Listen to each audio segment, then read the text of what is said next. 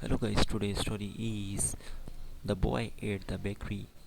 Every evening, just before sunset, a little boy named Samir appeared outside the same old bakery. He never came inside, he never asked for money.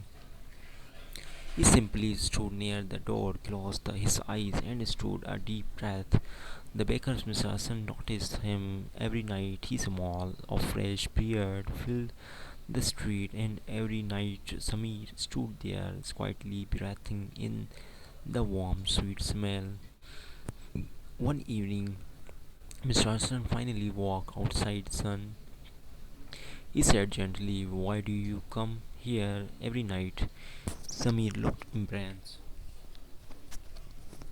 "I like the smell of bread, sir." Mr. Hassan smiled. "You can come inside, I can give you a piece." Samir quietly shook his head. "No, sir, I don't need bread." The baker was surprised. "Then what do you need?" Samir looked down. "Nothing." Then he ran away. The next evening he came again, and Mr. Hassan began watching him carefully. One cold night, Samir arrived wearing a tiny strong shirt. His hands were the shaking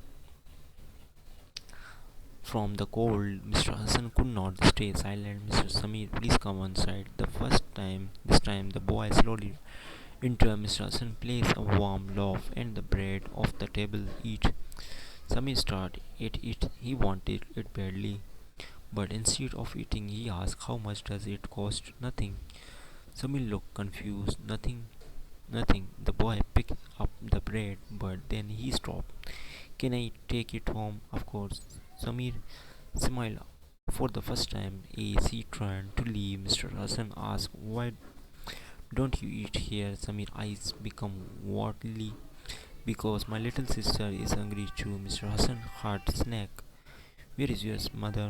Samir was silently for a moment. She's right, was winter. "And your father?" "He works for a ways. He sends money when he can."